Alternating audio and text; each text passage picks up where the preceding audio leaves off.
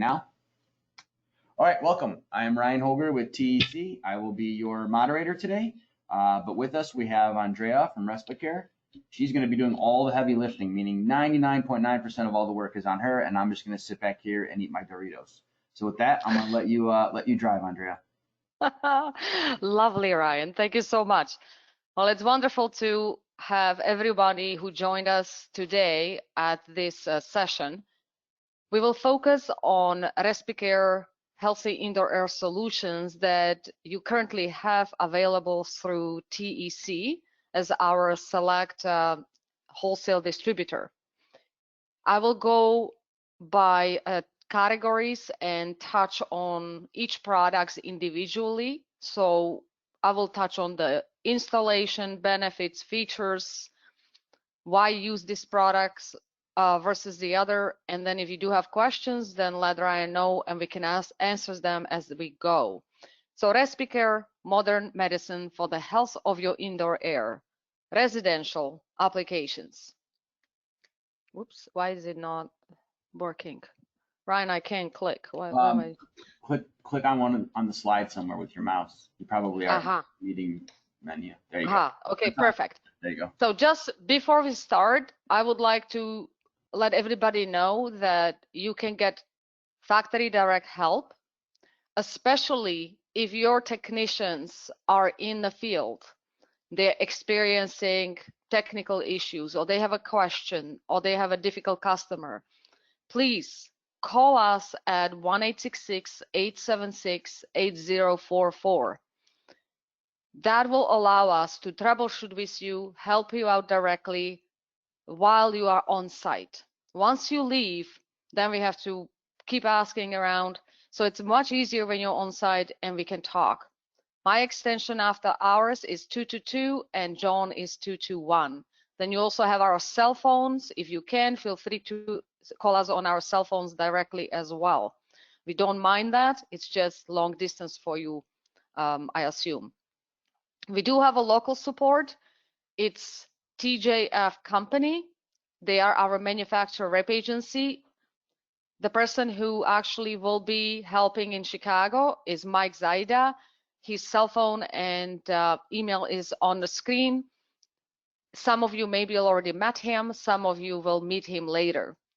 He will be tagging along with me on some additional trainings once this lockdown is lifted.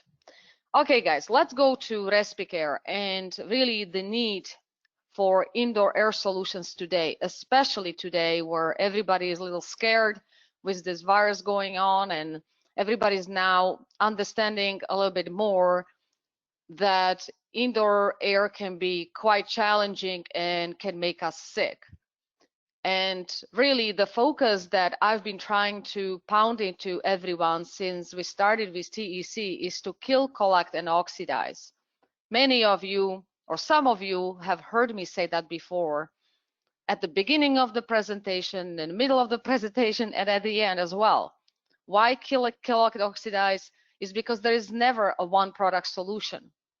You always have to use more than one to create comfort, to treat the air, and live better indoors. When we talk about killing, we're really going after live microorganisms like mold, mildew, spores, bacteria, and so forth. Collection, everybody understands. It's particulates. They are airborne particulates that come in from outside, or they break off from your skin, your clothing, carpets. Everything breaks into small pieces. If we don't minimize particulates, a lot of them, especially on microparticulate level, end up in our lungs. And then the third component to it is to oxidize or purify. We have to go after odors and VOC and gas. Everything in a house is made of certain material. If it's artificial, it off-gases. So the more plastic you have, the more artificial floor you have, you do have a lot of VOCs in your home. So again, how do we minimize it? How do we get the fresh air into the home, right? So let's go to the option number one. It is a nice entry-level tandem solution for kill and collect. Again, I need to go after live bacteria and then collect particulates. Mold Miser Max is one option. It's traditional UVC purification that has been used in industry for years. And then microparticulate collection, we can tandem this unit with MicroClean 95 as a fantastic upgrade for any 1-inch application in a market. So Moldmiser Max, what is it? What is UVC? Guys, think of UVC as your little mini sun. It replicates the sun rays. When you look at the spectrum of UV, there are few categories, but the major ones are UVA, black light, UVB, sunlight. UVC is what Moldmiser Max uses, and it's very harmful to us and to microorganisms. And then there is the UVV, which is the oxidation. So Moldmiser Max is UVC, it mimics the sun, it's affordable UVC purification, and it does keep evaporative coils free of biofilm. Don't forget, as soon as we enter cooling seasons, those coils get vulnerable to mold, mildew, and bacteria because it's a dark, moist environment. So really, my mantra, you are setting up a new system, make sure you use something for killing. Use some kind of a UVC device. No coil should be naked is really what we kind of trying to achieve. What's nice about Respicaire Moldmiser Max is we designed this product to go really well with furnaces or any split system where the coil is external. It typically is still about the coil. It does kill a lot of pathogens and it keeps the coil pristine. One more thing that we do is we add a reflector. Okay, reflectors, why they are kind of cool is because they not only direct the UVC back at the coil, they also double the kill potency of the UV lamp. So pretty nice feature. Now they are anodized, so and then parabolic. So you see they can make this V-shape back shining on the coil, which is kind of nice. We also feature twin tube high UVC output lamps. Most of our competitors are using single. What you will get through Respicaire is that you get a twin tube 16-inch very potent lamps. Installation, yes. Can I ask a question? Yes. Maybe you're going to cover right now in installation, but can that reflector be rotated depending on which side of the coil I'm putting that on? Yes, that's true. Actually, yes. So this reflector that sits on top of the unit can also rotate 360 degrees. What's nice is if you would like to put 2 Moldmisers, you can. You rotate the reflector to the left or to the right. There's lots of holes at the back of the module, and that allows you to go in a perfect parallel line with the coil. You can put one on one side, one on the other side of the coil, and tandem them together. Each module has an outlet that allows you to daisy chain. And at that point, the reflector is in a perfect angle distributed all over the coil. So yeah, good point. It is directional and can be rotated. Ideally, we would like to see the Moldmiser Max above the coil. This is just for the visual sideways where you go across, but you actually can go to the front and you run that UVC parallel with the length of the coil. And that allows you to cover as much coil as possible. Most coils do have, if they are 14 by 20 or 16 by 20, I don't know what exact sizes there are, but there's always one length that will accommodate 16-inch. If you don't, we do have 9-inch bulbs, but they're not very common, okay? As for the power supply, you must use 120 volt outlet, or you can go into 120 volt line voltage. At that point, you cut off the plug at the end of the cord that plugs into the outlet, and you strip the wires and you connect it into the line voltage. Please do not cycle with the fan. These lamps are not designed to go on and off multiple times during the days. The filaments that ignite inside the lamp will give up if you cycle. So Moldmiser Max is like your mini sun that will never stop shining. So think about Moldmiser Max as your mini sun, okay? And this way we will keep it on all the time, regardless whether the equipment is running the fan or not. Andrea, we do have a couple questions on that, if I can read them out. Yes. Ferris asks, if I have two furnaces twinned together, so that's when you have two furnaces into one duct system, do I need to have two mold miser maxes? Yeah, if you have two coils, you need two mold miser max, yes. Great. Yes, Brian asks, because each coil will need a separate, its own unit, right? UVC is not good at traveling the distance, so it needs to be in a certain closer proximity to the object. Therefore, if you put it above the coil, if you have two systems, each coil will need its own. The good news is that you can daisy chain them, and then 120 volt outlet will carry both units. Just make sure that that outlet can carry the amp draw, which is usually about not more than 0.5. All right, a couple more. Brian asks, is there a minimum size particulate matter your product eliminates? Particulate size? Yeah, I can probably clarify. He's more referring to the way some filter products get rid of viruses and bacteria. They trap really small particle sizes. In this case, we were talking about I see. Particle size would be irrelevant. Yeah, in this product category, particulate size is irrelevant because we are not collecting them or removing them from the airstream. UVC is a killing device. It's a purification device. It's different from air cleaner. Air cleaner is a collecting device that goes after microparticulates. UVC purification is a disinfection device or killing device, really, more or less. It doesn't really collect. It will disable, it will deactivate, it will eventually kill that mold, mildew, bacteria, and virus because they cannot survive the UVC rays. And also, guys, you can see that we have LCD models and we also have without the LCD. LCD, what it gives you as a dealer is an ability to program your own business information into the unit. There are 4 lines in the screen, and you can input your business name into it, the phone number, and perhaps the website. And when this unit counts down to day 1, it will beep and notify the homeowner that it's time to change the lamp, as well as it will show your business contact info. So they don't have to look for the paper that we tacked away a year ago and nobody remembers where it is, right? So it's a nice add-on feature when it comes to Respicaire. It allows you to capitalize on the replacement parts annually.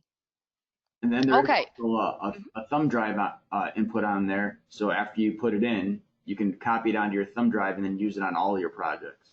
That's correct, which means every single LCD model comes with a thumb drive or USB. And once you program one, that particular USB can be used with any other unit and it will automatically upload your preloaded information on it. You can only use it with our LCDs. If you plug that thumb drive of the USB into your computer, it won't communicate. It's proprietary to our screen. But it only takes you 10 minutes once. After that, you're good to go. You have 4 lines. You can use them up whichever way you want. So nice add-on feature, right? We have a couple more questions if we can, Andrea. Of course. So Mark and Dave basically are asking the same question, so I'll combine them. Mark asks, how high above the coil do you recommend placing the unit? And Dave asks, how close does the light need to be from the coil surface to maximum kill rate? What is the best location above the coil, front, side? Okay, so ideally it will be about 1 foot above the coil. That would be a perfect spot. This way, some homes like to run the AC really low. There's a little bit of a misconception when people try to cool the house. Instead of doing a little bit of dehumidification, they are running the AC unit at 60 Fahrenheit. Well, when you do that, you create a freezer point at the coil, right? So we need to put the lamp so it has a bit of a breathing space, and also so that reflector can take the UVC and spread it into the V shape. So 1 foot is great. 1.5 is fine. And then what was the other question? It was basically all the same related. Oh, okay, Questions there. yeah. If you put it in a return, here is the challenge is you're not hitting the coil at this point. To create kind of a kill zone, you would have to at least use 2 units parallel and daisy chain them in a return, but your coil could still get moldy or grow some bacteria.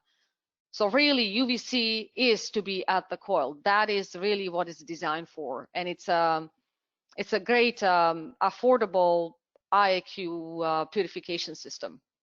Yeah, and putting in the return is, I'm going to say, pretty much worthless. It's basically going to keep that 5-6 foot section of return duct clean. Okay. Yeah, exactly. We have other products. If you're trying to clean air, there's different things you can do. A UVC light, in my opinion, doesn't clean the air. It just cleans the coil. We'll talk about more stuff later on that cleans the air going through some cells. Yeah, like let's say the same particulate, or sorry, the same live organism will get recirculated a few times through the system, and then get some dwell time around the coil, then it will get damaged, right? But it really, UVC is all about duration. That's why we never turn it off. It's always on. It's not instant. Don't think of killing microbes in seconds. It doesn't work that way. Everything is about duration. Some microorganisms can live longer, and they can live even 24 hours before they give up, being exposed to the UVC. Some are fast, 2 hours, 3 hours, some 30 minutes, right? But you don't know what's in there. So that's why we keep it on all the time. Yeah, the way I usually describe it is kind of like the sunshine. If I go outside on a sunny day for 10 minutes, I'm probably not getting a sunburn because it's not a very long time to kill my skin cells. If I go out there for 5 hours, okay, it's probably enough time to kill my skin cells. Need that long shine time. We did have a couple people asking about UV resistant coil pans. So Dave asks, what era did coil manufacturers start making UV resistant coil pans? Or is there a way to look at them and tell if they're UV resistant? And then Andrew asked a very similar question. From what I understood, most manufacturers stepped up into the UV resistant material.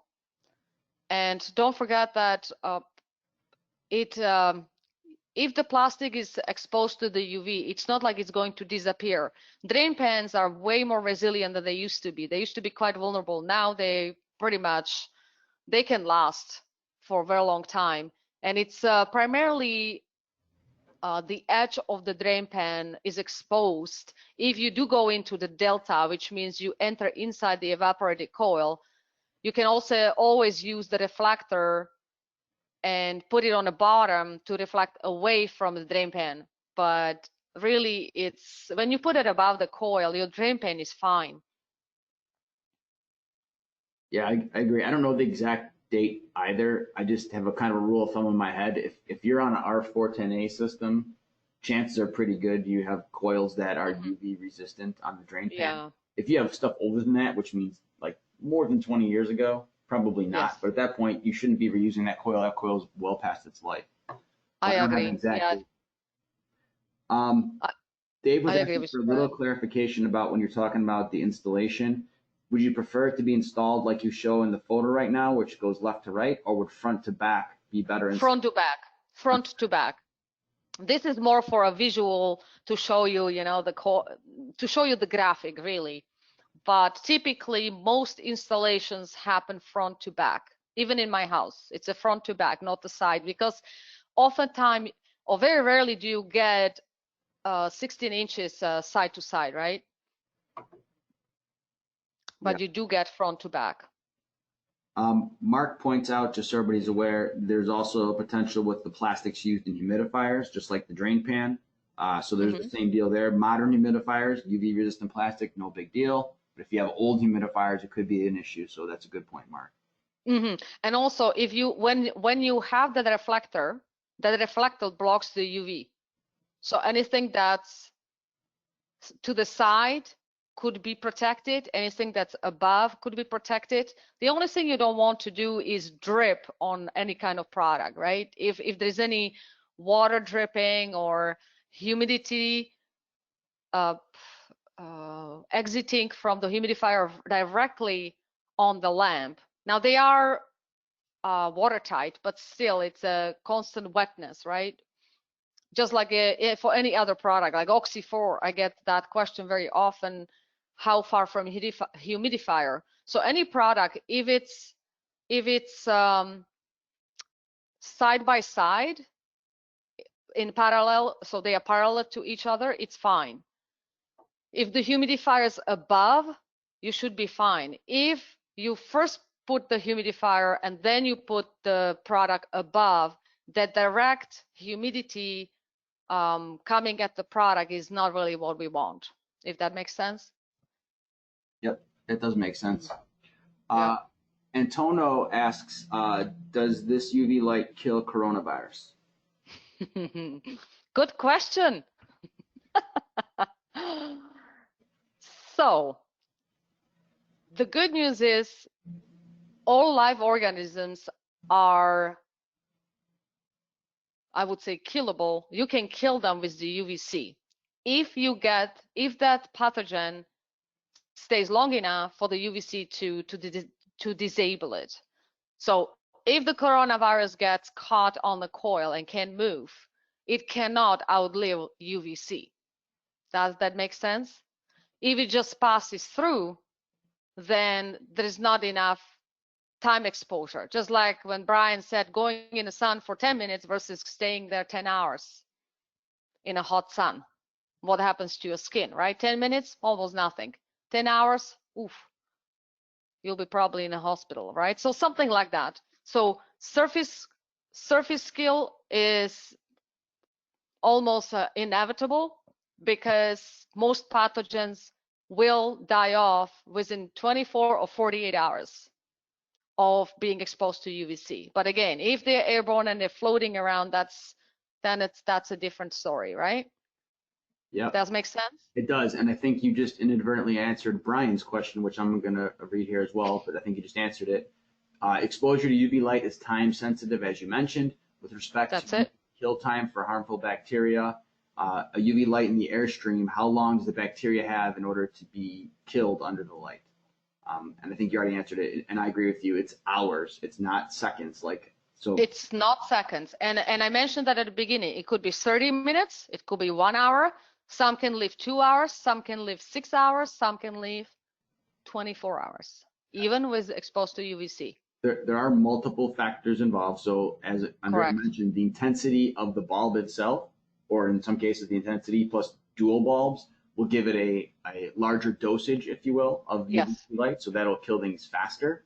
The reflector helps out with that discussion. Moving air more slowly through the unit would help with that discussion. But even doing all of those things, it's still going to be like hours to kill things. It's not going to be. Yeah, it's not instant, right, guys? It's not instant like you know. You guys are using UV lights and you're telling homeowners they're going to clean up the air quality in the home. The only air quality they clean up in the home is because air quality might have been bad because crap was growing on the coil before. It only kills the stuff on the coil. It doesn't kill the germs in the house for the most part.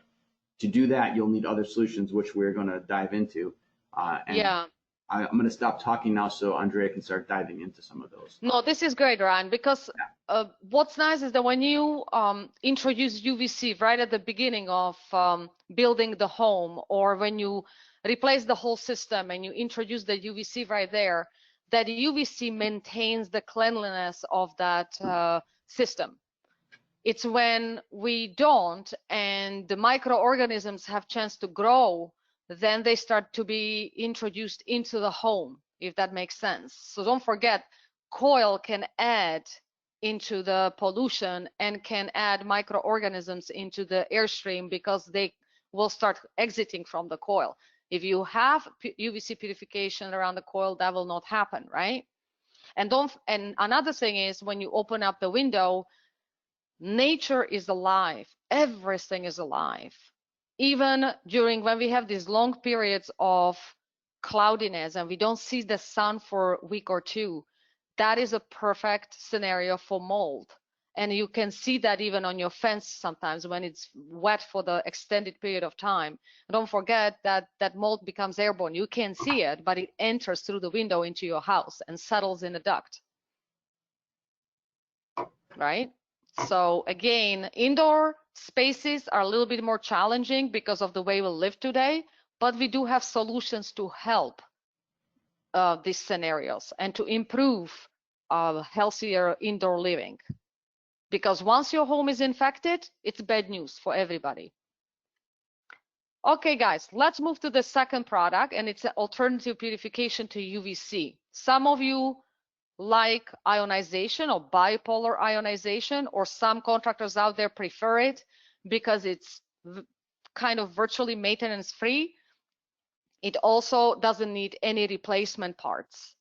And it's a popular little item that is great for people on budget or systems where there's really difficult to put anything else. You have no space to put the UV.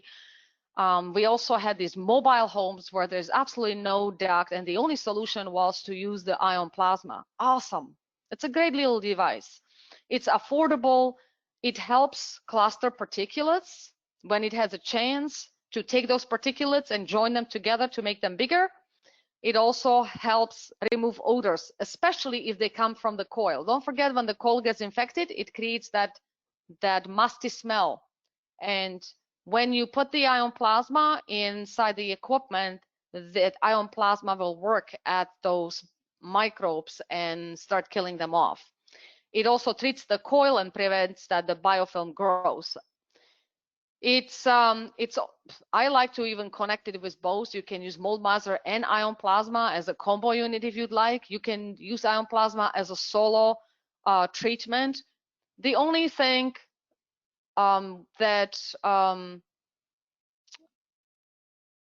I don't perhaps agree with our competitors is that these ions have a long distance traveling ability.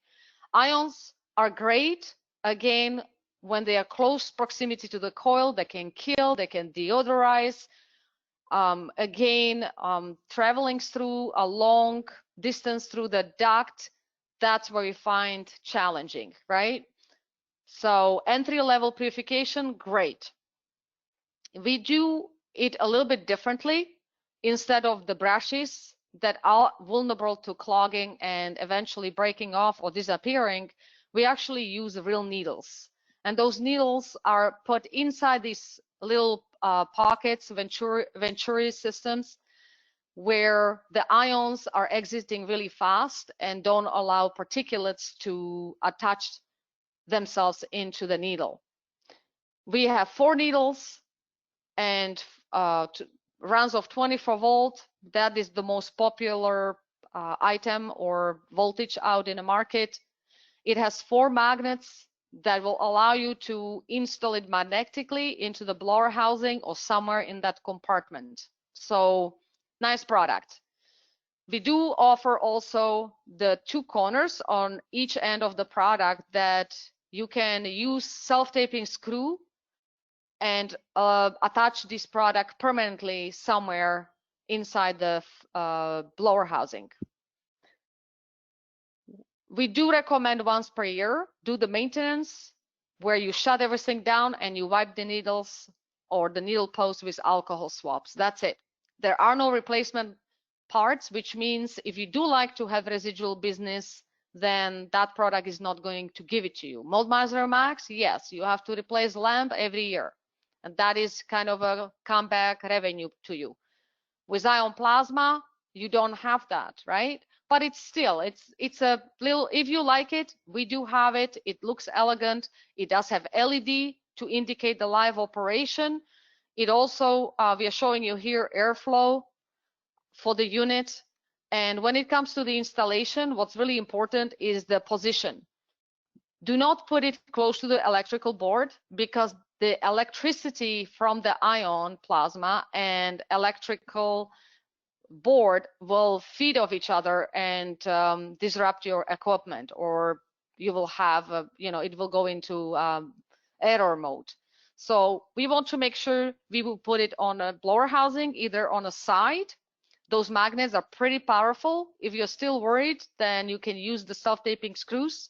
You can put it on the bottom of the blower housing. One thing I would like to point out, make sure there is no water accumulation, because if there is, the water will feed back into the product, okay? Or you can put it on a panel of the cabinet from the other side, one side or the other, pointing with the needles towards the blower housing so they have a chance to exit and shoot up. The installation airflow, it's important that we do not eliminate positive and negative ions. If you turn the product the wrong way with the airflow, you will eliminate the ions and the product will not work. So positive and negative, they have to have a chance to exit and get to where they need to get to and attach themselves to the odor or microorganism. Okay. What else did I want to mention on that particular? Oh, as for the installation, when we use 24-volt, guys, please use supplemental step-down transformer. It seems like 24 EEC is not the way to go. The 24-volt dedicated, minimum 10 VA, or you can use 40 VA supplemental transformer. Please do not use any existing ones, okay?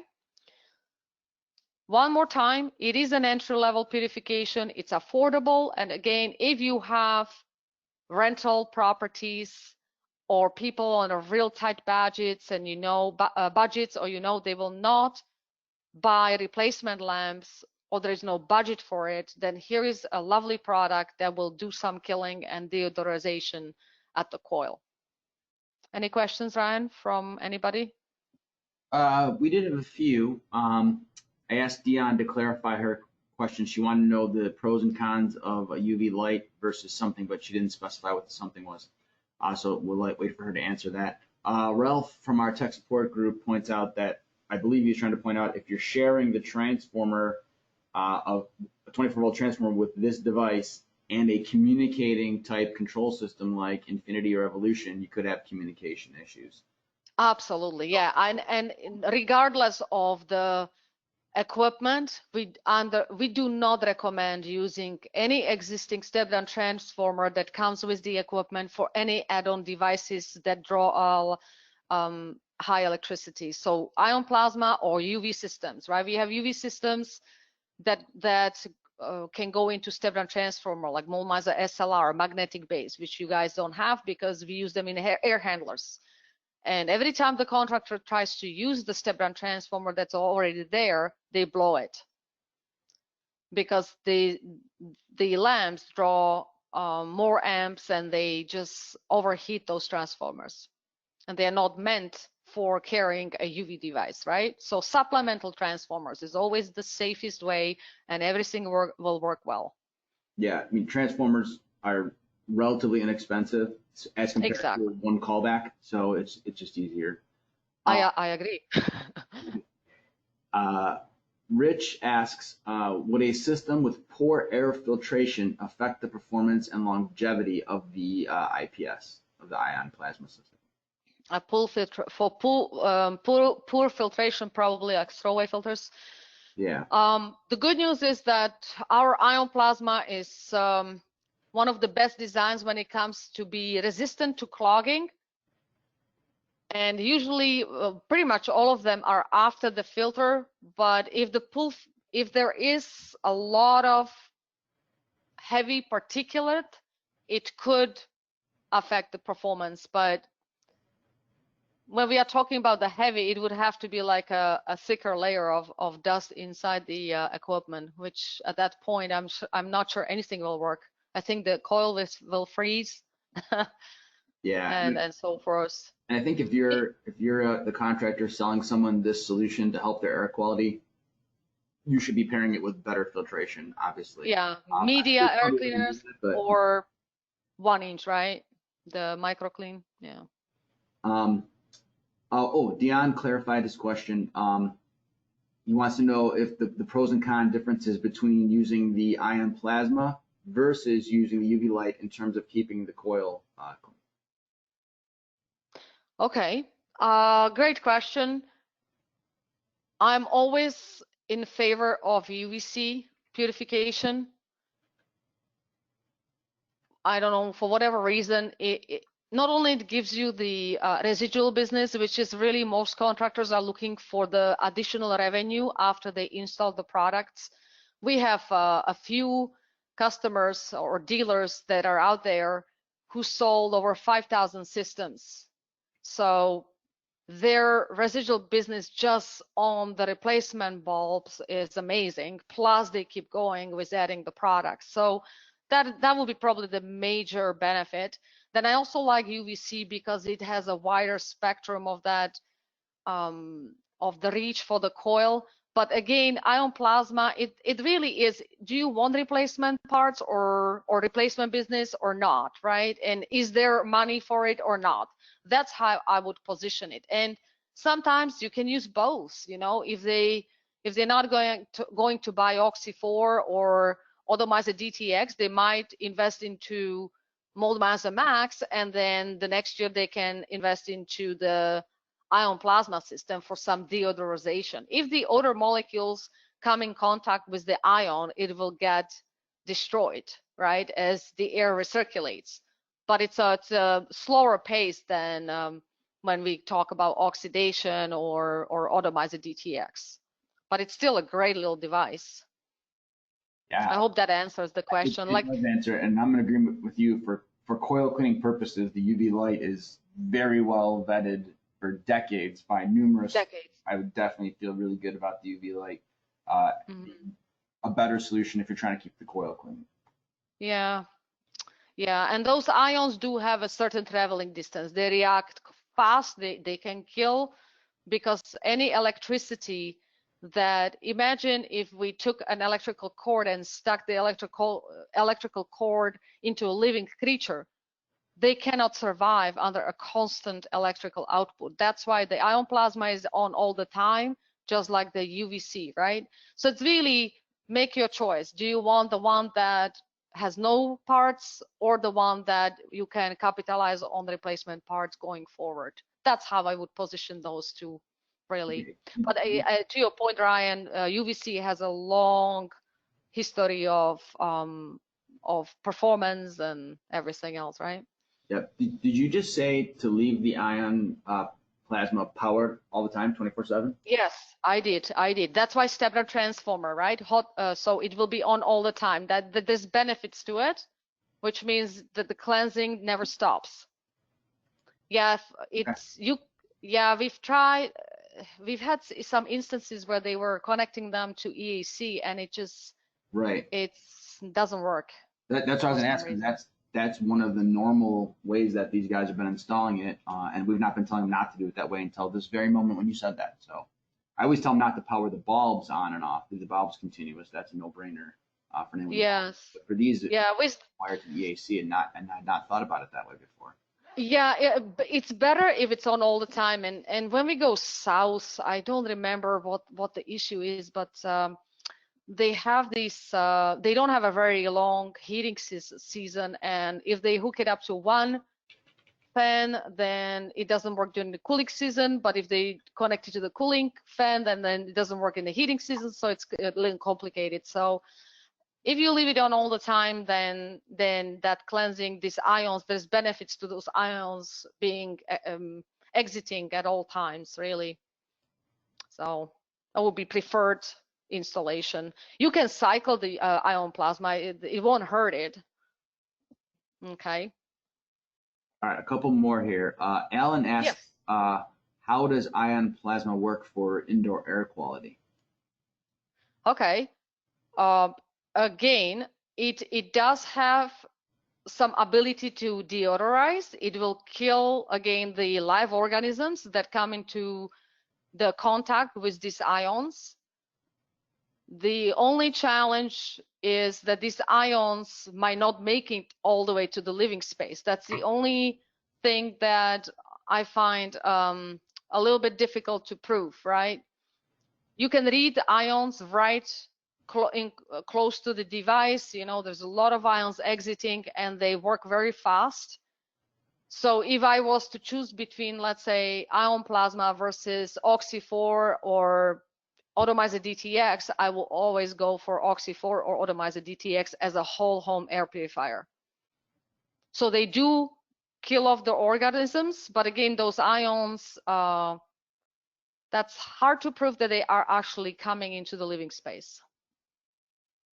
Yeah, I think your opinion is probably going to be the same as mine. When we're all said and done with today's webinar, we're all going to probably agree that the time you use the ion plasma system is when you can't use something that's bulb-based. Like a mobile That's right. moving around and shaking, that bulbs don't do good there, obviously. Other than that, this is probably, or if you got someone who's just like absolutely opposed to having to ever pay for a replacement bulb every year, that's ridiculous, I'm not doing that. Okay, well, we have this other solution that's good, but it's not as good as the other ones. Yeah, or you have a customer who has rental properties, you know, and they try to economize. So here comes a great device to treat the coils. Awesome, right? It will help with some cigarette smoke too that will recirculate through the home. It just takes longer, of course, and it's not an instant thing. This is where that is a bit of a misconception. But Oxy4 can deal with cigarette smoke much faster in a matter of, you know, half an hour perhaps. Ion plasma will take way longer, right? That's a good point on the rental properties. If you got 50 apartments or something, maybe from a cost perspective for both the initial device and the replacement bulbs, like you just can't afford to do 50 apartments a different way. So this is the way you do it. Yes. Yes. So there's definitely, I'm sorry, Ryan, go ahead. Go ahead. I just said there is definitely a market for both items, right? There's a market for ion plasma. You like it, go with it. It's awesome. If you prefer to have some residual business, you have Moldmizer Max and some other devices. Go ahead, Ryan. Andrew asks, how loud is it and how big is it?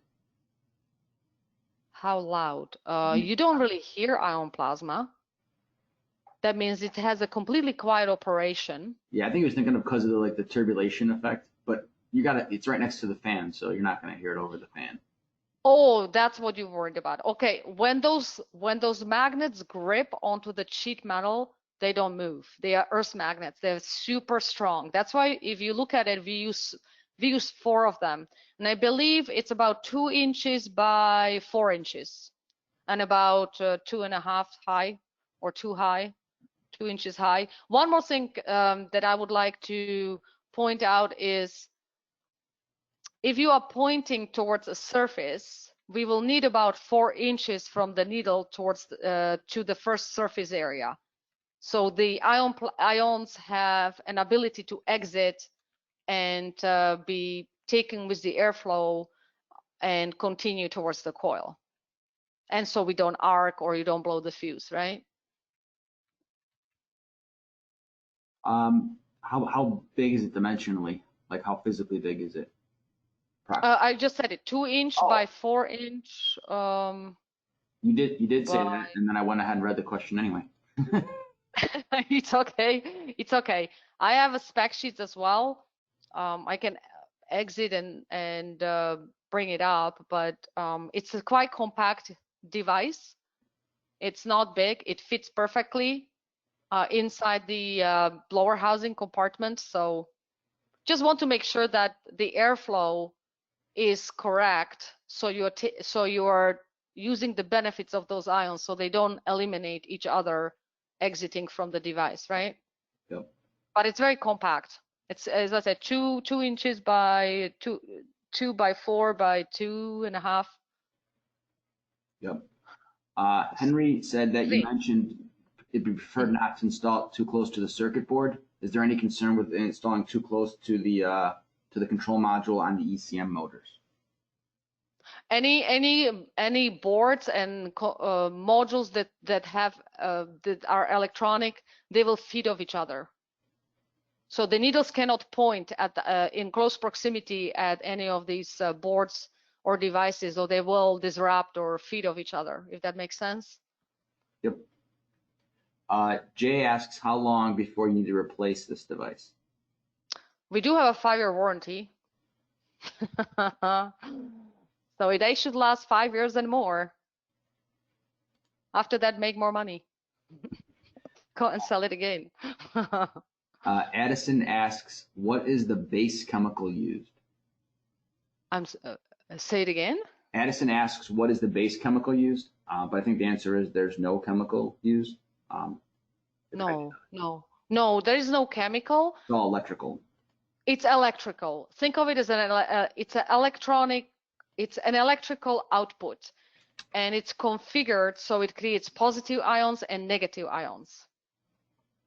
And those both have ability to work on particulates and cluster them, or go deodorize and kill and attach themselves to live organisms.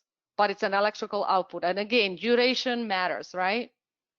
Just like with UVC, duration matters. With the ion plasma system, again, duration matters.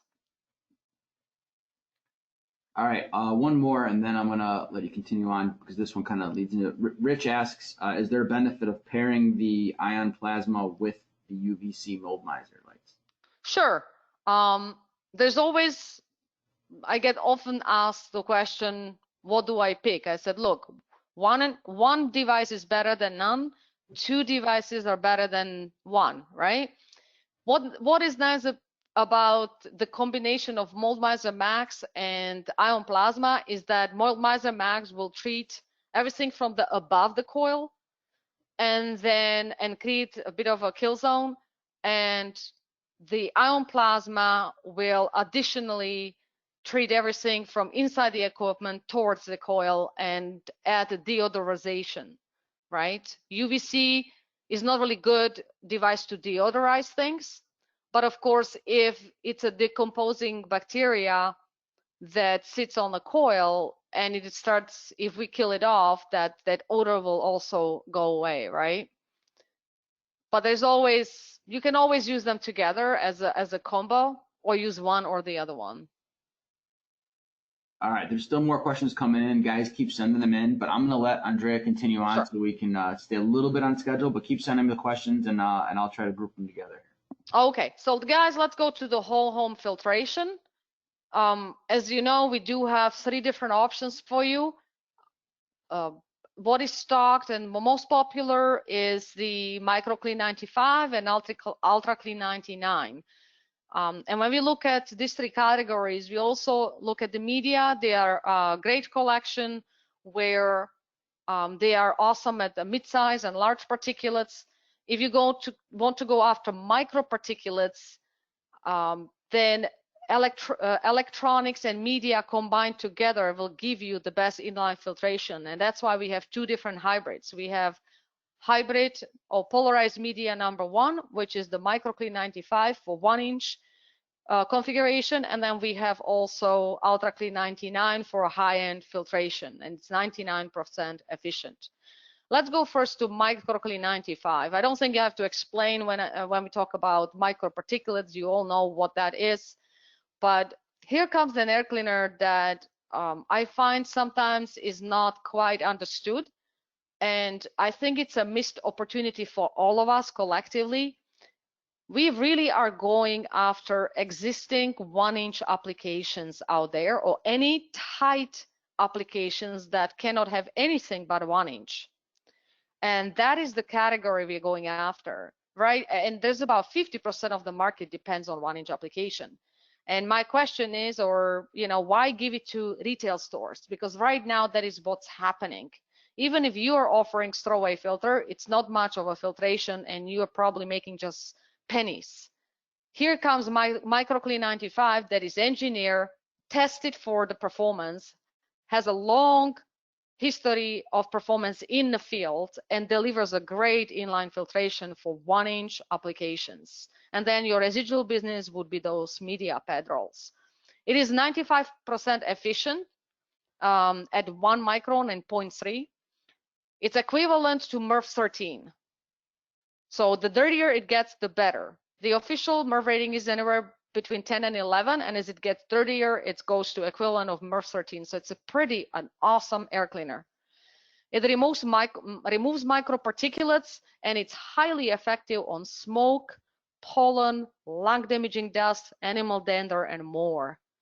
We've had a lot of homeowners who even have allergies, or they are unwell, or they react to something inside the home, and when they install MicroClean 95, a lot of these symptoms are diminished or they disappear. Lovely air cleaner. You can make decent money on it.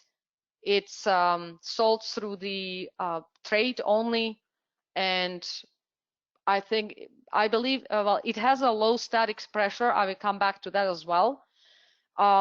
It is again designed for tight space application, as I told you, and it replaces any 1-inch throwaway filter. If you walk into the home and you see a homeowner who has a 1-inch throwaway filter, it's your opportunity to upgrade them to a proper air cleaner. And they are awesome solution for apartments and condos where there is no other solution besides 1-inch, guys. And a lot of daycares or even dentists, they all have these residential units with 1-inch throwaway filters. Why not upgrade, right? Replacement media pads will be your residual business. They do come paired to the air cleaner, which means if your air cleaner is 16 by 25, the media pads will be cut for 16 by 25 air cleaner, and it will have a sticker that says 1625. If you have a 2025, you will have media pre-cut for your 2025 air cleaner. There are 6 pads inside the pouch. That means a year's supply. We change the pads every 4 months or quarterly. The homeowner disconnects, opens up the unit, throws out the old pads. They can vacuum or wipe the frame, and then they put in 2 new pads, and they have brand new air cleaner for another 4 months. It's awesome. If they have animals, I do suggest after 2-3 months, pull out the air cleaner, vacuum off the big hair, and put it back in. Up to 4 months, the air cleaner can go on microparticulate level quite well. Okay. Now, when you do sell or install an air cleaner, please sell the homeowner 1 media pack right away as well. Oftentimes, the dealer will install the air cleaner and never leave any pads for the homeowner, which is not really what we want, right? Installation options, it can go into the 1-inch slot. We do fit perfectly into the filter racks. If the filter rack is 1625, our air cleaner is 1625 nominal, which means we undercut the air cleaner a little bit to slide into a 16 by 25 by 1 opening, and it fits in head to toe. Nothing sticks out. We can go into return grill, ceilings, and what have you. It will need 24 volt. You can run it off the step-down transformer, or you can go to 24 volt EAC and run it with the fan. Mine was on all the time, but if the homeowner wants to run it with the fan, that's fine. It costs you less than $10 a year to run this air cleaner hot wired. It's energy green, draws less than 2 watts, and it has a low static pressure, anywhere from 0.15 to 0.17 inches water gauge. And of course, once you go into the bigger systems, make sure you go larger. If you hit ever a 5-ton or 4-ton, oftentimes you will have to do 2 air cleaners and 2 or split return. Okay, there's too much air coming in to run it through 1 air cleaner, unless you create some kind of a box and put that air cleaner on the angle. But even at that, with large systems, you would ideally have 2. So what else didn't I mention? Guys, when this air cleaner is in operation, you can't see it right here, but there's a little tiny LED that will light up and indicate that the air cleaner is on. Another thing you can do while it's powered and it's closed, not open, don't touch the screen when it's open. When it's closed, you can squeeze the frame from both ends and you will feel prickling or crackling, and that you know that electricity is coming into the air cleaner if you want to double check. Another thing, all our products are modular. So if for some reason the power head stops working or doesn't work, call us. And also, don't throw away the whole unit or don't go to the wholesaler. Call us. We can send a replacement power head. It's very simple swap of the power head that will bring this unit up and running if something goes wrong with the power head. Regardless of the size of the air cleaner, power head is always the same size. You see this sticker? That's where the power head starts and goes to the end where the size is indicating. Then what else would I like to say? Now we do have multiple sizes available. What is stocked at TC, I believe, is 1625 and 2025 and maybe 1620, not sure. Now there are some other sizes. If you need them, we have them. We have several standard sizes and we do have custom sizes as well that we can make. Okay. Is there any questions, Brian, for this product? There's so many questions that we're gonna have to just keep going, or we'll never get through everything. So I'm gonna gather all these up and try to ask you a bunch at the end. Okay. Okay. So guys, it's a great revenue generator. Don't overlook this air cleaner. If you've never tried it, please do. It's great. And again, go after existing 1-inch applications. And not only you are providing a better filtration for the homeowner, you also are selling an engineered product. Is good for the equipment, and it's good and it's great for your revenue generation, revenue, right? The residual revenue and making some decent money on the product. Okay. So we covered so far 3 affordable IAQ solution, and it's Ion Plasma, MicroClean 95, and Moldmizer Max. Let's go to the another option. We could do collect particulates, and then we can do kill and oxidize with Oxy 4. So Oxy 4 is the most popular product sold through TEC. What it does both. It kills and it oxidizes. It goes after microbes, it goes after odors and VOCs. As you know, a lot of microorganisms actually become airborne. So they not only on surfaces, they actually do become airborne and are able to travel through the duct and be reintroduced or introduced into different spaces within the home or within the indoor space. And even people can get cross-contaminated or infected just by either talking to each other or sneezing, because again, they travel and they attach themselves to the droplets. So Oxy 4 is your whole home oxidizing air purifier. It disinfects and oxidizes. It has ability to kill airborne spores, virus, bacteria, mold, mildew. Those oxidizers have ability to enter the living space. So not only it will help keep the coil clean, it also will those oxidizers enter the living space, and they will look and seek the live organisms and some other airborne pollutants. It does help fight allergies, colds, and flu season, especially when we have a lot of people inside. Then your chance to get infected by somebody or you can catch a cold from somebody is much higher. So Oxy 4 does help eliminate or minimize cross-contamination and doesn't allow the live organisms to mutate.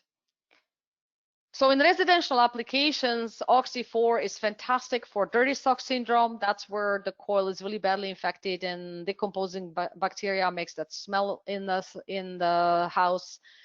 Carpets are notorious for trapping mold and creating a lot of allergens. Then if you have a smoker indoors, the same thing. Smoke is a very nasty particulate that has 2 components. One is particulate, and the other one is the odor. And that odor can be destroyed with the oxidation. Particulate will be collected by an air cleaner. Then we have pet odors. Again, we have dog kennels, or you have a house with 4 dogs. Well, it doesn't particularly smell very fresh. So Oxy 4 will help freshen up the space and kill off some decomposing saliva and some animal dander and what have you. And then, of course, flu and cold season that we already mentioned.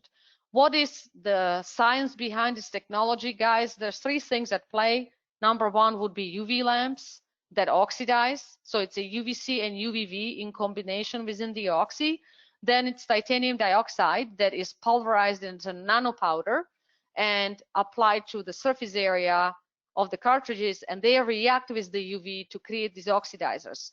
An important third element of this process is humidity. So humidity plays important role as well, because Oxy-4 uses humidity to create properly these oxidizers. So in winter, when the humidity goes below 30%, we need to have that humidifier. Really helps. Oxy-4 creates 4 friendly oxidizers to disinfect and oxidize your air, and here they are: hydroperoxides, superoxide ions, hydroxyls, and oxidizing ions. The most potent ones are oxidizing ions and hydroperoxides. Now, hydroxyls are fantastic, but they're very fast to react and very difficult to read.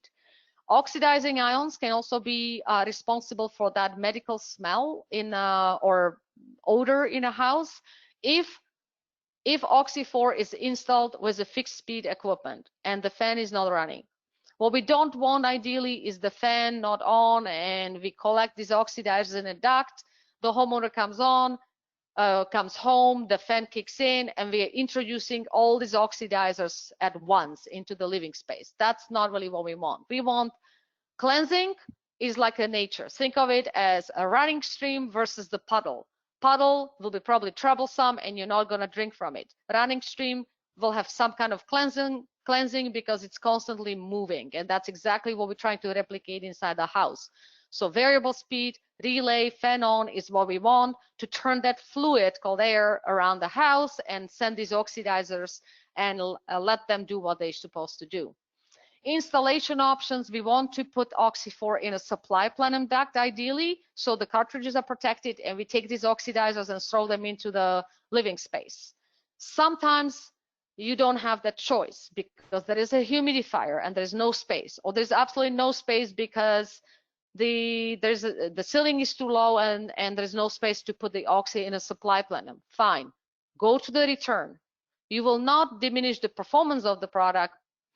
It's just when the cartridges are exposed to the particulates, it may lower the lifespan of the cartridges. They usually last up to 5 years, sometimes 3 years, 3 to 5, depends. You're looking for discoloration and yellowing. When you see that, it's time to replace them. If they are white, you're good. Okay. When you have them in return and there's a smoker in a house, those cartridges will be chewed up in a year, and they might have to be replaced annually. Okay. If there are big particulates stuck onto the cartridges, you can vacuum them off. Do not wash them. They are not washable. Okay. As for the sizing, we typically use 7-inch lamps or 9-inch lamps. 7-inch lamps are the most popular, and they go up to 4-ton systems, up about to 3,000, 3,200 square foot home. 7-inch is plenty. Then if you have large homes or 5, 6 ton or even bigger, then you go to the 9-inch lamp. If you have a smoker indoors, so heavy smoking or really potent, strong odors and mold infestation in the house, you might need a 9-inch until you solve the issue. Okay, so really we size it based on the square footage of the home and sometimes even the tonnage, and then what is the situation in a house? What is happening? How bad is it? Right?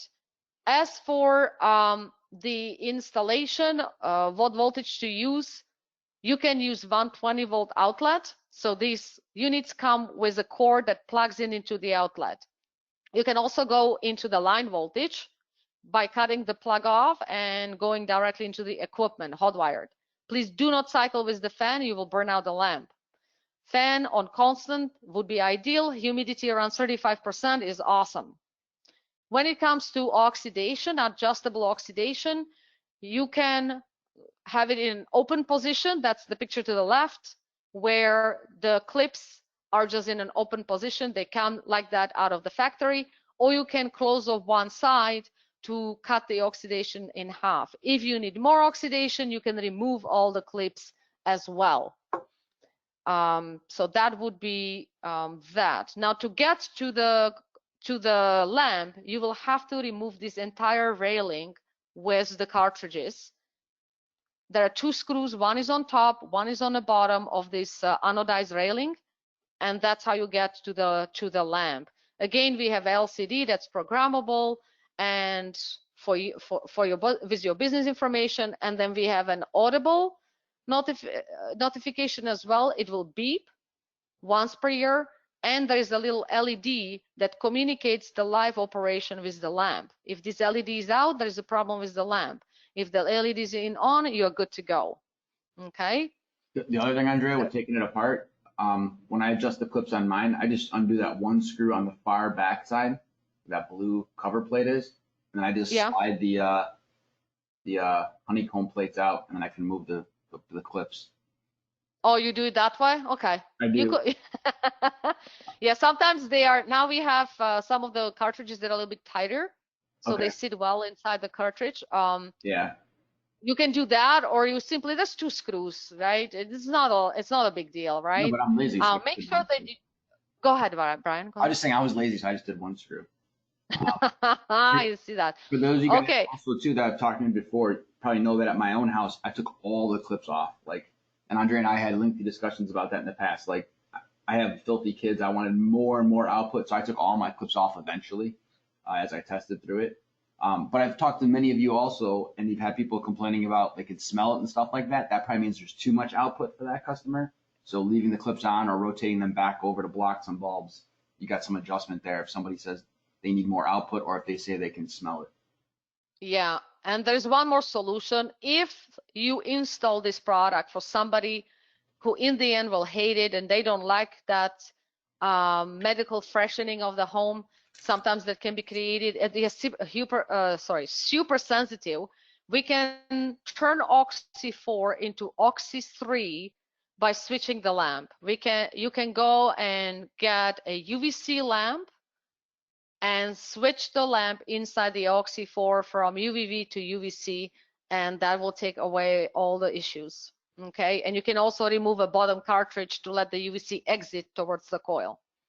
And that okay, so there's makes it like the PCO modules that you guys sell.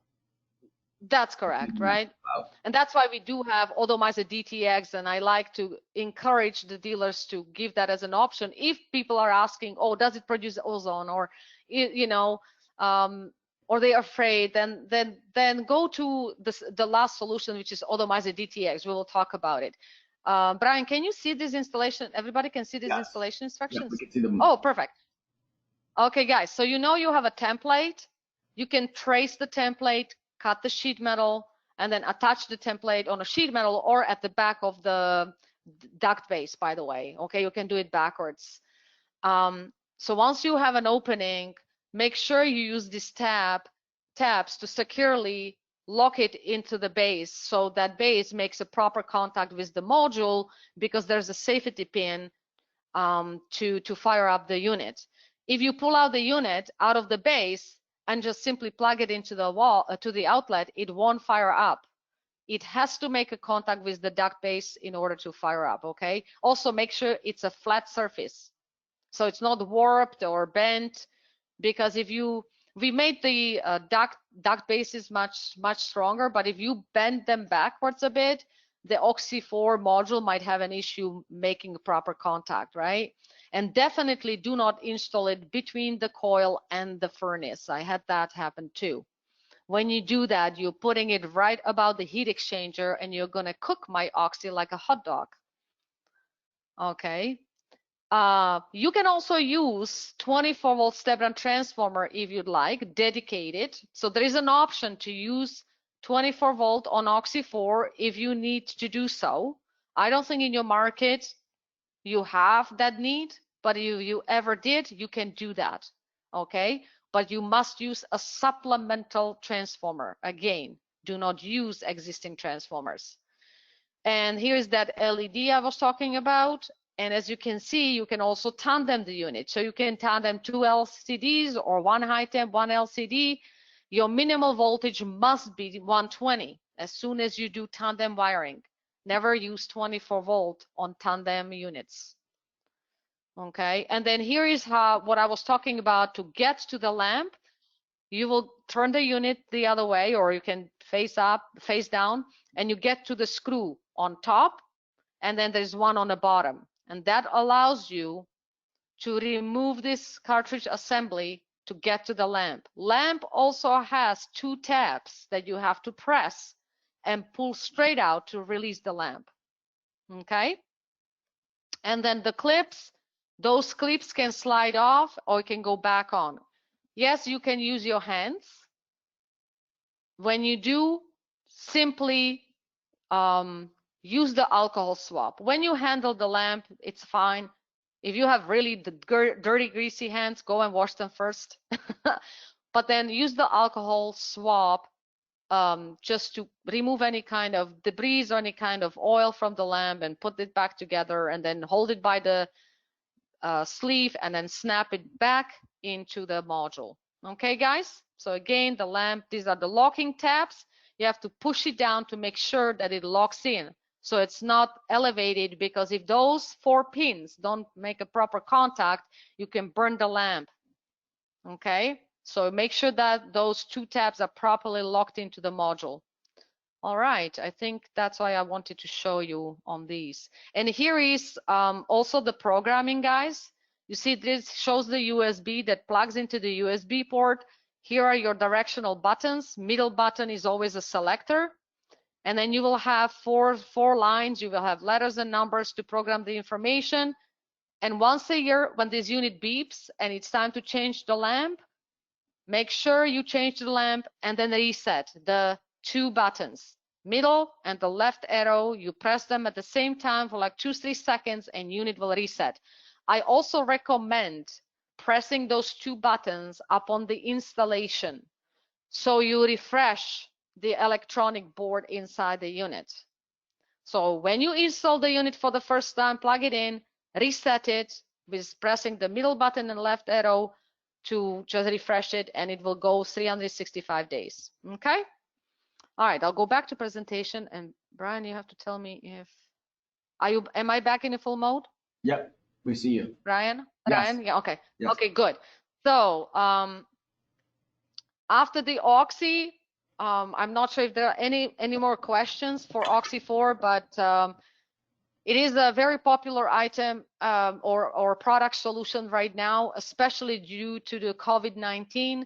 It does have ability to kill pathogens and viruses and bacteria. So oxidation right now is, I would say, perhaps the best solutions for sanitizing the indoor spaces. Now let's go. It's been tested to kill viruses, but like everyone else, has not been tested on COVID-19 specifically. Yeah, it has not. So just got to kind of clarify that, but yeah, kills all the viruses it's been tested on. Say it again. But it kills all the other viruses that it's been tested on, including ones that are similar to COVID-19. But yeah, yes, and just so you know, we are planning to do additional testing, and we've already initiated it. But because everything is shut down right now, we found a lab who can do coronavirus test. Okay, so we will invest into it.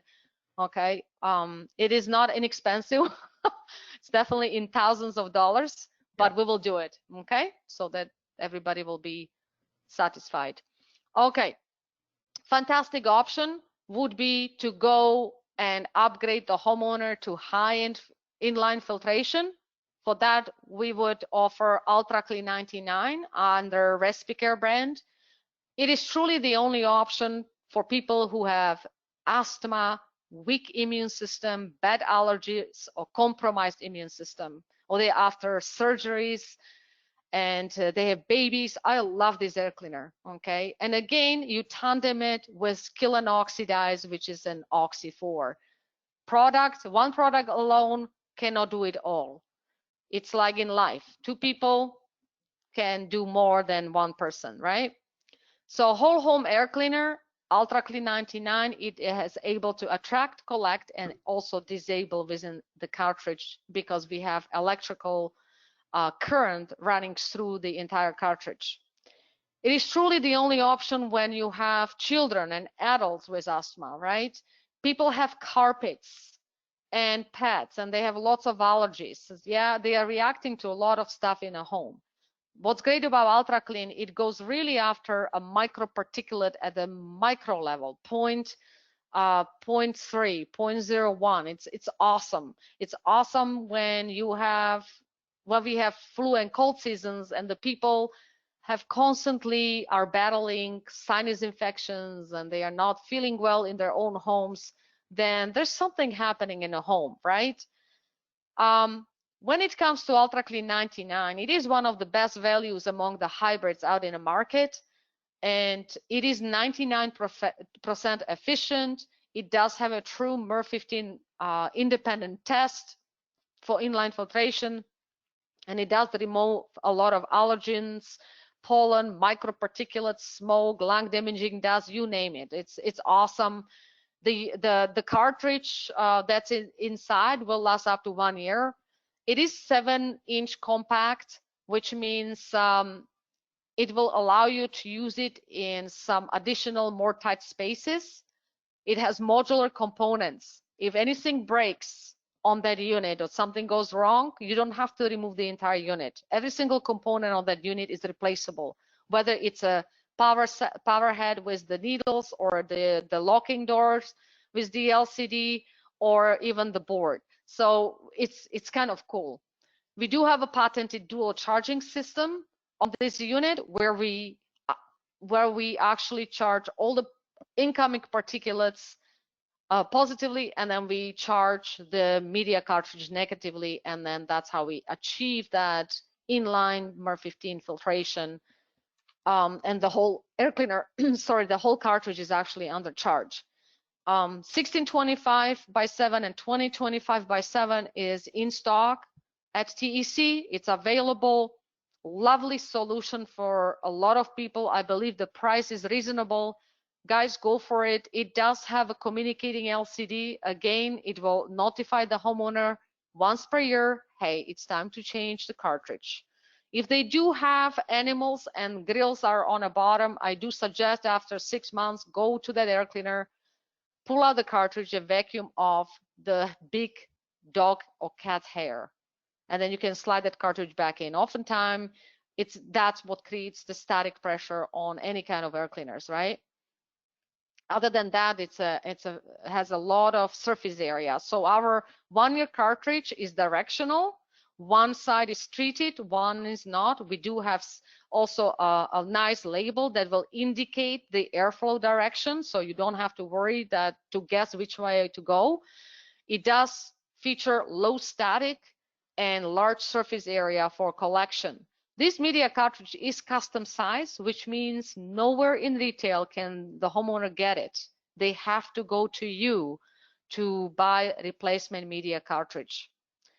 All right, and it's perhaps an extra $1 or $2, but it's definitely worth it to protect the health of your family and to get a great inline filtration.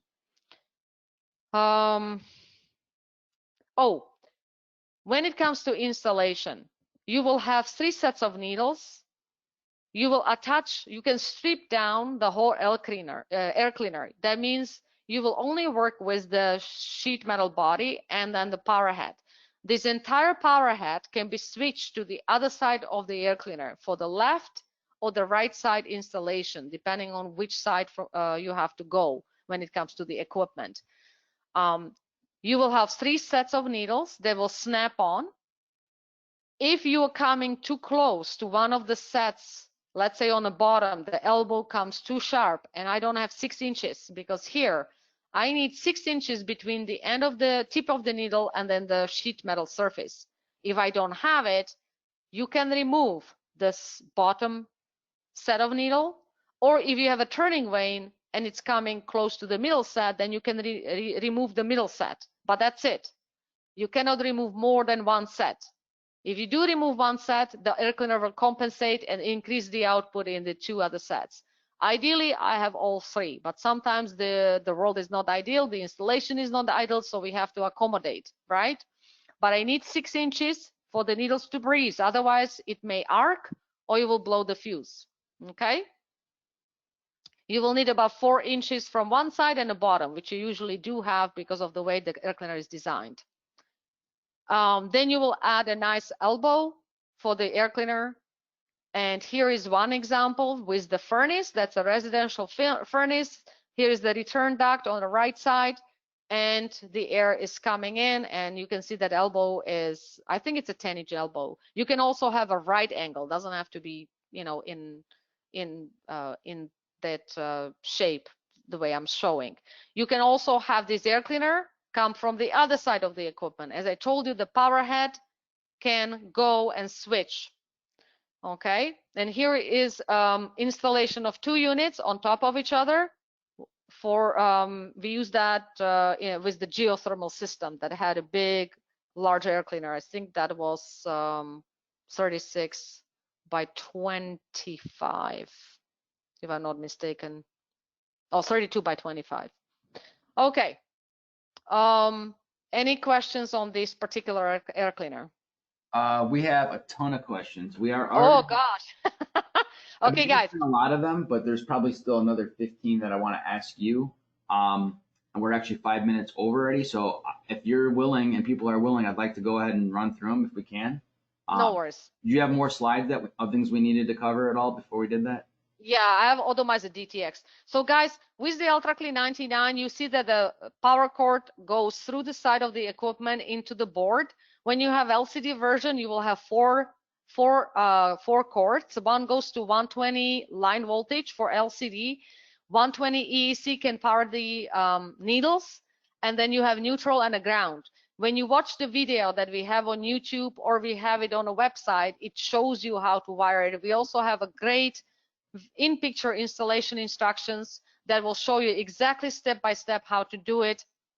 It's one of the easiest air cleaners to put in when it comes to this category. And as soon as there's a button on top of the door as well.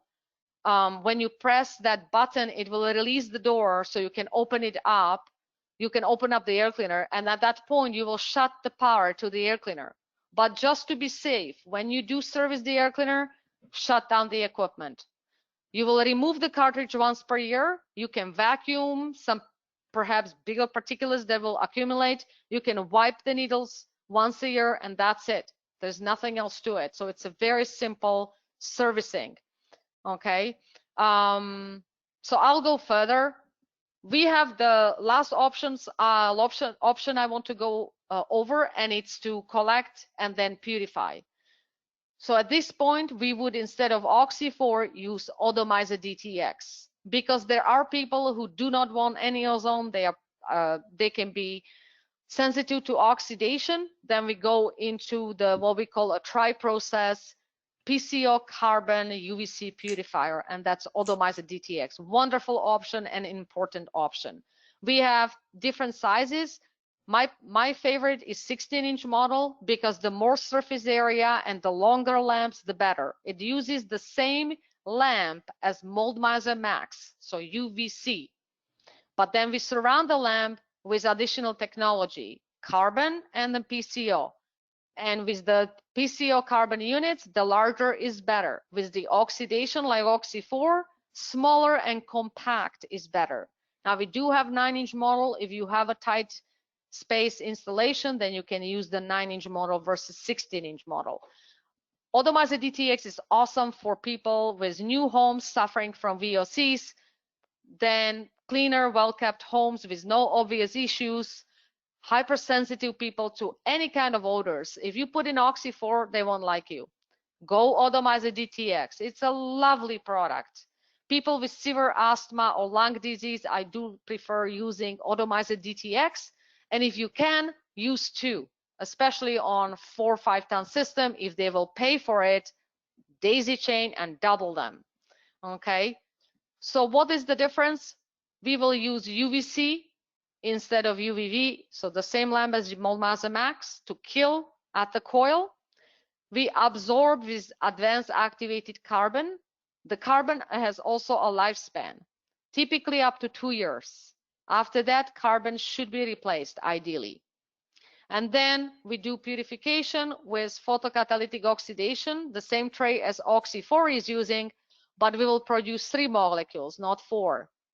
the ozone is not part of the configuration, or oxidizing ions are not there. It will be hydroperoxide, superoxide ions, and then we will have hydroxyls that will be produced.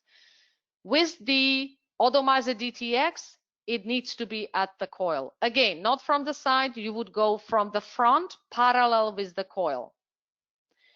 If you put odomizer DTX in a return, you will still have a vulnerable coil because we are not using oxidation. UVC, it's an object purifier. It has to go at the coil, ideally, okay?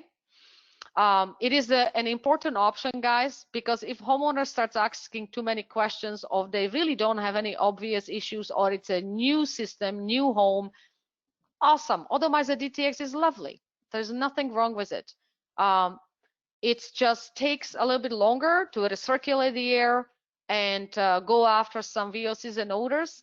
Carbon is great for some toxic chemical VOCs, and PCO and UVC will create the 3 oxidizers. So great combo with Ultra Clean 99. So going back to the very beginning, very quickly, you see the 3 affordable IAQ solutions: MicroClean 95, Ion Plasma, or Moldmizer Max. Then better or great option would be stay with MicroClean 95 and then go to Oxy 4 as a whole home air purifier. For fantastic option, you would pair up Oxy 4 with Ultra Clean 99 as a best inline solution. And then your important option would be this ozone-free purification with odomizer DTX. Okay, guys, it's needed out there, and some homeowners or dealers prefer this technology. Okay. As for the installation, it's pretty much the same as Oxy, the same square cutout, the same access to the lamp as I showed you. Again, LED indicates the live operation of the lamp. All modules have outlets. Odomizer DTX 16-inch, you must use 120 volt. You cannot use 24. With any long lamps, the 24 volt is not possible, okay? We will go to 120 minimal voltage, okay? We do have units without the LCD or with the LCD for a dealer programmable benefit and for annual notification and the replacement residual business. Guys, as you know, I mentioned we do have videos that are out there for each high-end product. They are consumer oriented. They are on YouTube under Respicaire Tube, or you can go and access them through the website. Each product has its own page, and there you will find the brochure or the video. If you'd like video for your own website, you want to upload it or some graphics, reach out to us, to me or to John. We will send you some material, and with our permission, you can put it up on a website. We do have that tech support number. Please call it when you have questions, you need help in field. That's your number to call. We do have consumer collaboration in PDF, and then we do in-house training, but right now we are doing webinars, right, due to the lockdown. So I believe I'm at the end, and yes, thank you so much for listening to me for over an hour. My God. Let me ask you a barrage of questions. I'm going to try to group them because a lot of people ask similar things. So a lot of people asked for the pressure drop of the MicroClean 95 and the Ultra 99. Mm-hmm. For the MicroClean 95, I did mention 0.15 to 0.17 inches water gauge. I do have a chart where that shows you with the certain tonnage what size of that air cleaner would be ideal. And then when you hit larger 4 and 5 ton, you have to use 2 air cleaners to go and maintain either 0.1 or even 0.08 static. For Ultra Clean 99, you can use 1625 up to 2 ton, and the average static is 0.12. Now, what's important is to slow down the airflow. If the system is undersized and you don't have enough returns, you're choking the equipment anyways. If the speed of the air is too high, right? What we want to do is 300 feet per minute would be ideal. velocity, right, is important. And oftentimes that is overlooked. So not just the CFMs, it's also the velocity or speed of the air. You bring down the speed, you lower the resistance, right? It's just like running the water through the hose. You tighten the hose, the water goes like crazy. You loosen it up and the water slows down, right? So the same for the, and the same opening, right? So the speed of the air matters. All right, thank you. A lot of folks have asked if they can use the MicroClean 95 on rooftop units, on small commercial rooftop units. I believe so. The only thing, it just needs to be out of the weather, so there is no rain or water getting to it, right? Yeah, I think the biggest challenge is going to be that you're going to have to put a bunch of them in the rooftop unit. That'd be your biggest. What is the typical size of in the rooftop units for the filters? I don't have any dimensions in front of me, but there's gonna be more than one filter in them. There's gonna be a bunch. Yeah. The larger the unit gets, I mean, you could have dozens in there on a really big unit. Yeah, we've done casinos with 1 inch. We've done schools. Like there was a campus in Decatur that had, I think they bought like 180 air cleaners. That was a few years back when they renovated the whole campus and they've outfitted all the units with the 1 inch air cleaner. So it depends on the size, and you might have, as to Ryan's point, you might use more than one. Yeah, but it's still a nice upgrade. Lauren asks, what's the lifespan of the MicroClean 95 component itself? I'm assuming they're talking about the actual. Yeah, sure. We have 10-year-old units that are still up and running. I would like them to die, so we can sell new ones. We do have 5-year warranty across the board on all the products and the hardware, right? The media pads are replaced every 4 months, but the actual frame, if it's serviced the way it should, we do discourage hosing. Do not put it in a dishwasher. You will damage the air cleaner. I don't recommend any abrasive chemicals. I do not recommend scrubbing. So we have homeowners who have 10-year-old units and they're still running. But there's a 5-year warranty, so if power head goes, we can replace it. I'm sorry, go ahead, Ryan. So you're pretty much just brushing it off with a paintbrush. Yeah, but you know what I used was the little bristle brush from the vacuum cleaner. Oh. You know, I took the vacuum cleaner and that soft bristle brush, it has to be soft, because if you use a harsh brush, it will, you know, it will damage the screen. But if you use a soft brush, you can pick up the particulates, right? Instead of just releasing them into the air. Perfect. Both Mark and Andrew asks where all of the products are manufactured and or assembled. They are all manufactured and, well, some component. Okay, so here comes we are located up in Canada, Toronto, and we manufacture these products up in Toronto. They are designed by us. We outsource about anywhere from 60 to 75% outsource in North America, some US and Canadian suppliers, and then about 30% components come from China, of course, just like everybody else, right? But we have an assembly line, the MicroClean, and everything is built from screw and bolt. Okay, so nothing comes in pre-made. Everything is built and cut and assembled here in Canada, in our plant. Perfect. Craig asks, and I believe he asked this at the time we were talking about Oxy 4, can you replace the 9-inch bulb with a 7-inch bulb? I'm assuming he wants the less output, perhaps? That's correct. If, let's say, you buy a 9-inch bulb and it's too potent, you switch it to the 7-inch bulb. Yes, you can replace 7 and 9-inch. And you can go from UVV, which is the oxidizing lamp, you can go to a UVC lamp and turn Oxy 4 into Oxy 3 and remove that component where if people have fixed speed equipment and we're creating that, sometimes can create that stronger medical smell, right, which we don't want. When air is moving, we are creating freshening effect, and we are using oxidizers to sterilize the air inside the house. That's what we want. Larger 9 and 16-inch style units don't have the little metal clips on them, because the idea would be if that's too much, you go to a smaller one, but the 7-inch bulb comes with the clips. That's correct. Produce even less. That is correct. Lauren wants clarification on the lifespan of the ion plasma. She knows that you said that the warranty was 5 years, but how long is the product designed to last, or how long do they typically last? Good question. Not sure. We launched ion plasma with you guys. When was it? 3, 4 years ago? Yeah, I think 4 years ago. Yeah. So we shall see. I don't know. 5 year is the minimum, and it's interesting with electronic devices. Some will last 20 years, 15 years.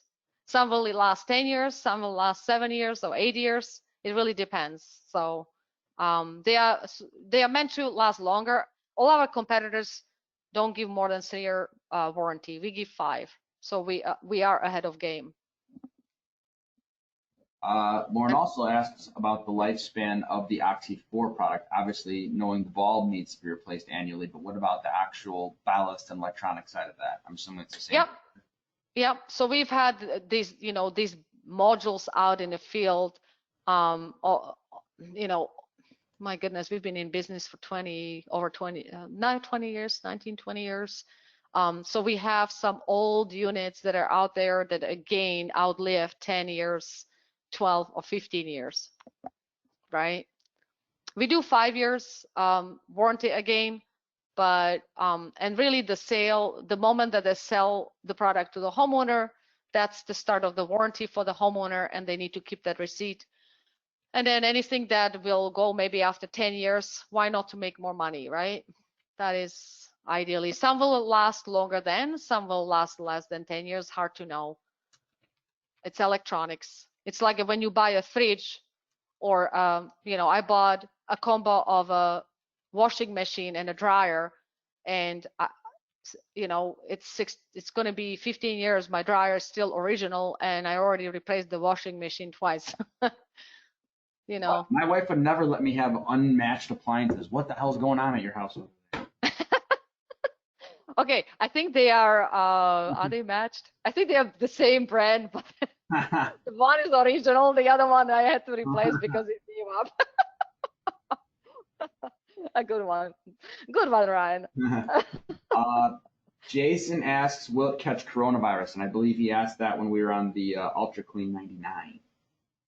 Oh, if it will catch the coronavirus? Yes. Yeah, look, it does have ability to capture microorganisms, especially if they piggyback on the particulates. Now, because microorganisms themselves, some of them are smaller than a certain micron, even coronavirus has different sizes. Certain size will be caught within the Ultra Clean 99. And because we have electronic charge, if you have this on variable speed and this air cleaner is constantly working, that the microorganism cannot pass through the electrical charge. Okay, if it does, then typically oftentimes it does get settled on the coil. If it doesn't and it's still airborne, then Oxy 4 is going after it. So that's why I say never one product solution. Yeah. Because microorganisms themselves have different sizes. Even if coronavirus is never one size. It had a smaller and bigger size. Damien asks, and I believe this was related to the Oxy 4 as well. Is it better to install it side to side or front to back? I'm assuming he's talking about in relation to the coil. Oh, for Oxy 4, it doesn't matter because it's compact.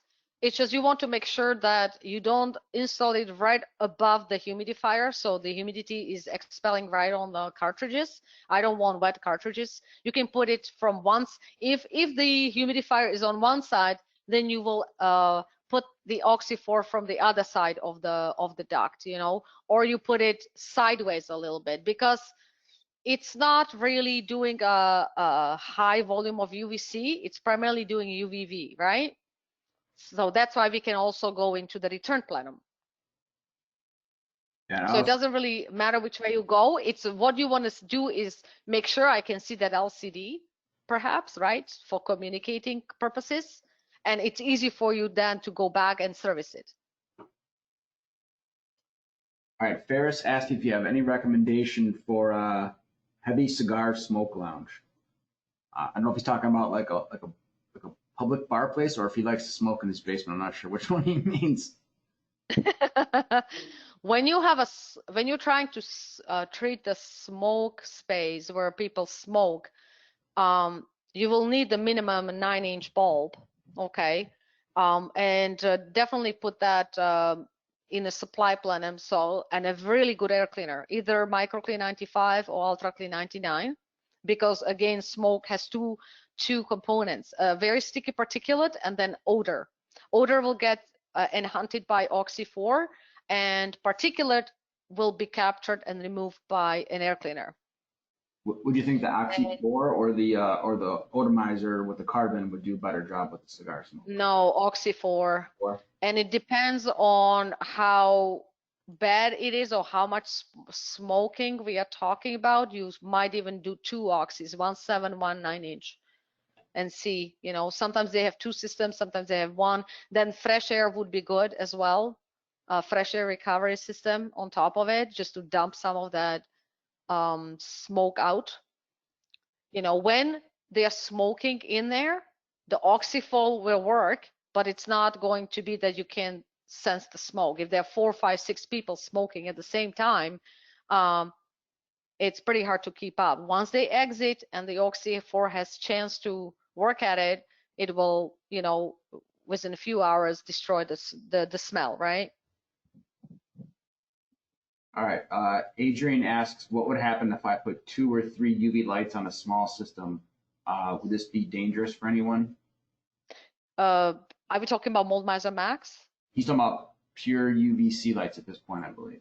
Because he asked. Oh yeah, UVC doesn't. No, UVC doesn't. No, you can put 2 units in one system if you have 3.5 time and you put 2 Moldmiser Max and you will tandem them. It's awesome. That it will not harm anybody. I'm assuming what he's referring to is that some UVC lights have a small byproduct of ozone. And if we're talking about oxidation, then 1 unit per system. What's that? I was still talking. Sorry. Say it again. No. If we are talking about Oxy 4 or any kind of oxidizing devices, then I would recommend one unit per system. No, he's talking about pure UVC lights is what he's been asking about.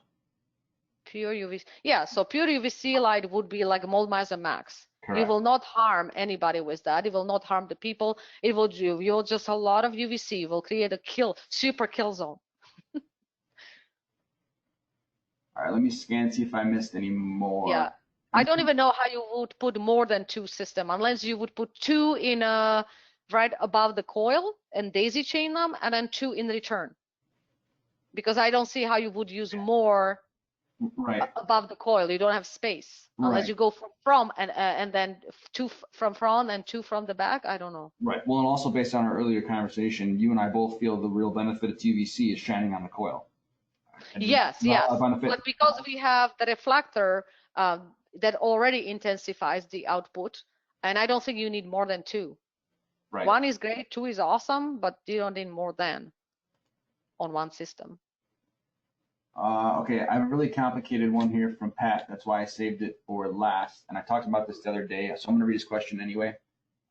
We'll see if anybody can figure it out. He's looking at installing some Oxy 4s in a dentist's office with 1 or 2 small rooftops and furnaces, less than 2,000 CFM. Dentists in general are really excited about doing something right now so they can get patients back in there. So looking at things to do to capture and filter and all that great stuff. And he's doing it with HEPA and all that stuff. But his question is, will the Oxy 4 properly help to keep molecules from floating in the supply air? Into supplier. I think his concern is being able, will the Oxy 4 have any benefit in terms of like capturing viruses and bacteria?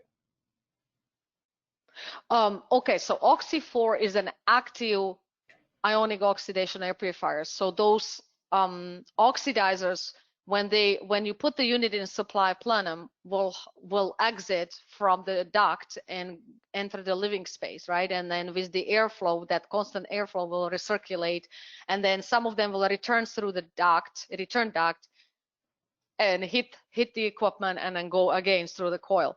And because these oxidizers are active, they are looking to react. And when they get to the living space, they're looking for VOC, they're looking for odor, they're looking for live organisms, and they attach themselves to it and start working at it. So when they do attach themselves to the live organisms, they'll start stripping its membranes. And when you start stripping the membrane of live organism, you start damaging it. Sometimes it's not just one oxidizer. Sometimes another has to attach itself, and another has to attach itself to the organism, and it will bleed it out and kill it. Some microorganisms have more than one membrane, so it takes a little bit longer to kill, right? So it's, again, think of it as a can of paint spilled into the pool. And now what? I need to clean the pool. How do I do it? I have to run it through some kind of a filtration system.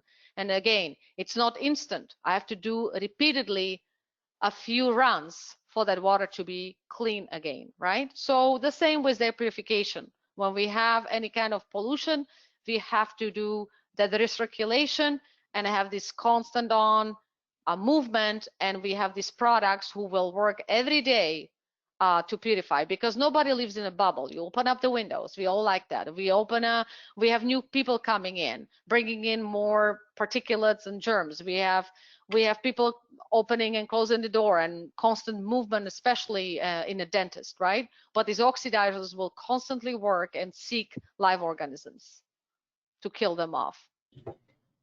Awesome. Is that what the question was? I yes. hope. We went a half an hour over our time. We figured an hour for the presentation, 15 minutes for questions. You guys had so many great questions. We apologize for going longer, but I personally like the questions, and I know Andrea does too, and probably most of you. I do that. So we apologize for going long. We did record this for anybody who wants to watch it. It'll be up on our website in a couple hours if you're interested in sharing it with a coworker. And then if you have questions, hit us up at TC or hit Andrea up, and we'll do our best to answer whatever weird questions you guys have.